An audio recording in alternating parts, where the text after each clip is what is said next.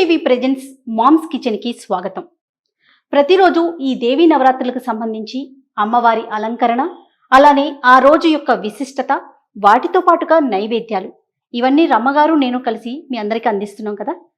అయితే ఈ నైవేద్యాల్ని ఎలా చేసుకోవాలి, రోజుకొక నైవేద్యం, ఎలాంటి నైవేద్యాలు పెట్టాలి, ఇవన్నీ కూడా మీ అందరికీ చేసి చూపించే ప్రయత్నమే మా ఈ మామ్స్ కిచెన్.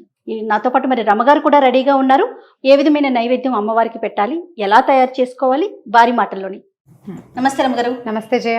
ఈ రోజు నైవేద్యం ఏంటి రమ్మగారు? దధ్యోజనం. మామూలుగా సింపుల్ గా దద్దోజనం అంటాం.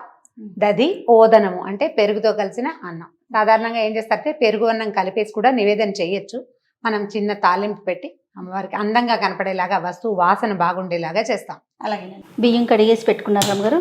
బియ్యం కడిగేసి మనం ఒక చిన్న గ్లాసు పెరుగన్నం కలుపుతాం కదా, కుక్కర్ పెట్టేస్తే అన్నం కాస్త మెత్తగా ఉడికిపోతుంది. దింపేశాక మనం తిరగమాత పెట్టేసుకోవచ్చు. చాలా తొందరగా అయిపోతుంది, సింపుల్ గా చేసేసుకుంటాం. అంటే మనకి పండగ కదా, గబగబా అయిపోవాలి కదా, సమయం సరిపోవద్దు పూజకి దానికి, అందుకని.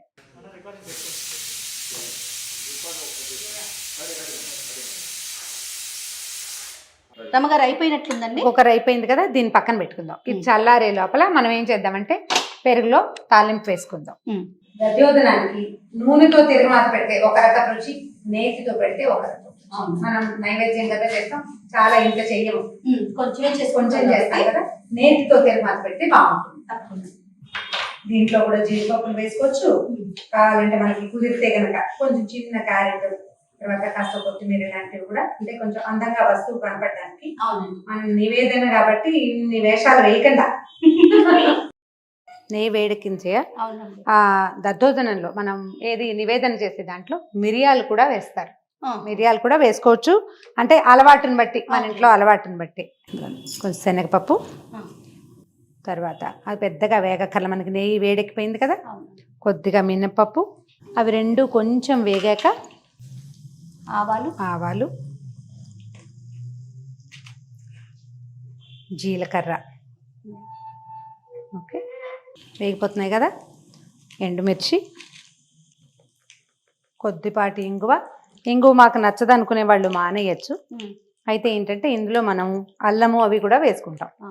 వేగిపోయినాయి కాబట్టి ఇదిగో పచ్చిమిర్చి. తర్వాత అల్లాన్ని కంటికి కనపడకుండా చేయండి. నేనేం చేస్తున్నానంటే ఇందులో కూరేసి వేసేస్తున్నా, కనిపించదు, వేగిపోతుంది, రుచిగా ఉంటుంది, పదార్థం బాగుంటుంది. ఓకే, తర్వాత తీసేసి వేడింగ్ ఉండకూడదు. కరివేపాకు వేస్తే ఏమవుతుందంటే నూనె కొంచెం చల్లారిపోతుంది, మనం ఏ నెయ్యి పెట్టామో అది ఆపేసి అంతే. ఓకే, దీంట్లో నువ్వు జీడిపప్పులు వేసుకోవచ్చు, మిరియాలు వేసుకోవచ్చు, మన అలవాటుని బట్టి. ఓకే, దాంట్లో కాదు, పెరుగులో ఈ తిరగమాత వేసేస్తాం. పెరుగులో వేసేసి కలిపేసాం చూడు, తాలింపు వేసి కలిపేసి ఉప్పు వేసుకుంటాం సరిపడా. మామూలుగా అన్నంలో పెరుగు కలిపేసి దాంట్లో తాలింపు వేస్తే ఒక రకంగా ఉంటుంది జయ. అవునండి, అప్పుడు మనకి అందాజుగా తెలీదు, మనం తాలింపు వేసేసాక అది బిగిసిపోవచ్చు. అందుకని ముందే పెరుగులో కనుక తాలింపు వేసేసుకుని ఈ పెరుగుకి సరిపడా అన్నాన్ని కలుపుకుంటే ప్రసాదం చక్కగా భోజ్యంగా ఉంటుంది, అమ్మవారికి పెట్టడానికి బాగుంటుంది. మనం కలిపేశాక అది బిగిసిపోతే కొన్ని నీళ్లు పోసి అలా కొంచెం పెరుగు కలిపి లేదా పాలు పోసేసి అలా చేస్తాము. ఆ పని చేయకుండా ముందు పెరుగులో తాలింపు, ఆ తర్వాత అన్నం పెట్టుకోవటం. అన్నం వండేసుకున్నాం కదా, అన్నాన్ని పెరుగులో మనకి ఇప్పుడు ముందు ఒకవేళ ఎలా చేయొచ్చు అంటే పెరుగు కోసమే అన్నం వండుకోకుండా మనం మామూలుగా వండిన అన్నంలోంచైనా దద్దోజనం కలిపేసుకుంటాం. అయితే ఈ దేవుడి నైవేద్యాలు, అమ్మవారికి చేసే నైవేద్యాలకి ఏంటంటే ప్రత్యేకంగా చేసుకుంటాం కాబట్టి సరిపడా కావలసినంత అన్నాన్ని ఒక చిన్న గ్లాసు అలా వండేసుకుంటే సరిపోతుంది. ఉన్న అన్నం కన్నా అప్పటికప్పుడు వండి కలుపుకుంటే కొంచెం అదొక తృప్తిగా అనిపిస్తుంది. అంటే ఈ రోజు ప్రసాదం ఇదే కాబట్టి ఇలా చేసి పెట్టుకుంటే సరిపోతుంది.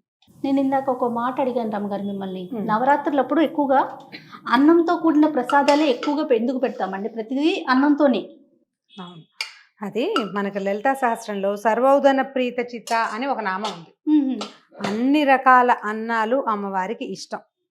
పైగా మనం చేసేవి కూడా ఇవన్నీ కూడా మనం ముందు చెప్పుకున్నట్టే లలితా సహస్రంలో చెప్పబడిన పాయసము, హరిద్రాన్నం అంటే పులిహోర, ఈ దధ్యన్నము అంటే పెరుగు అన్నం, తర్వాత ఏమో కట్టె పొంగలి ముద్గౌదనము, తర్వాత పులగం అదే నెయ్యి వేసినటువంటి అన్నం. దీని మీద ఇప్పుడు మనం విడిగా వడ్డించుకునేటప్పుడు కొత్తిమీర, క్యారెట్ అవి వేసి అలంకారం చేసుకోవచ్చు. అమ్మవారికి పెట్టేటప్పుడు ఇట్లా తెల్లని అన్నం తెలుపు కనిపించేటట్టుగా ఉంచుకోవాలి. ఇదిగో మన దద్దోజనం రెడీ. సులువుగా చక్కగా ఒక పదార్థమైనా పెట్టుకుని దద్దోజనం చేసిన రోజున మనం ఏమి తీపి పెట్టలేదు, ఒట్టిగా కమ్మటి పదార్థమే పెట్టామనిపిస్తే ఆ రోజు పానకం, వడపప్పు నైవేద్యం చేసి దాంతో పాటుగా దద్దోజనం కూడా చేస్తే అమ్మవారికి ఇష్టమైన పదార్థము పూర్తి స్థాయిలో నైవేద్యం కూడా పూర్తయిపోతుంది. దద్దోజనం రెడీ. అమ్మవారి ముందు పెట్టి నైవేద్యం సమర్పించి మనస్ఫూర్తిగా ఒక నమస్కారం పెట్టడమే అంతే.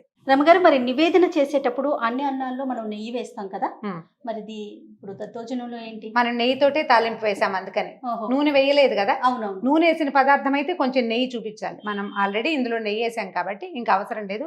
అమ్మవారికి పెట్టే నివేదనకి తప్పకుండా నేతితోటి తాలింపు వేయండి. నేతితో తాలింపు వేసేది నేతితో, లేని పక్షంలో పైన వేసే అవకాశం ఉన్న పైన వేసుకోవాలి. వాటి అద్భుతంగా వచ్చింది రమగారు మనకి. అయితే రేపటి నైవేద్యంతో మళ్ళీ కలుద్దామండి. అలాగే చేయం. ఇక ఈ వీడియో కనుక మీకు నచ్చినట్లయితే లైక్ చేయండి, షేర్ చేయండి. మరిన్ని ఇంట్రెస్టింగ్ వీడియోస్ కోసం మా ఛానల్ని సబ్స్క్రైబ్ చేసుకోండి.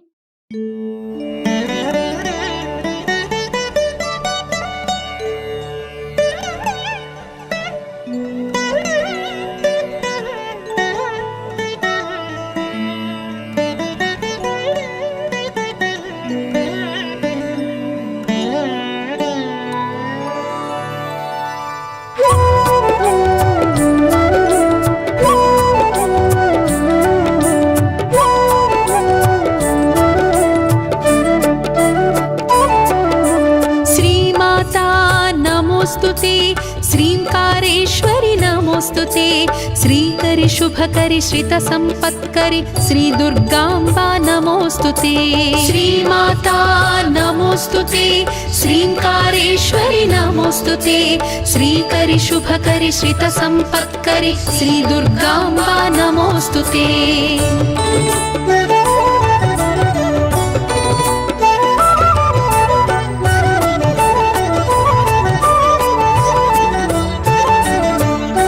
शिवा भवानी नमोस्तुते शिवार्थमोहिनी नमोस्तुते गौरी शांकरि शांभवी भार्गवी श्री दुर्गांबा नमोस्तुते शिवा भवानी नमोस्तुते शिवार्थमोहिनी नमोस्तुते गौरी शांकरि शांभवी भार्गवी श्री दुर्गांबा नमोस्तुते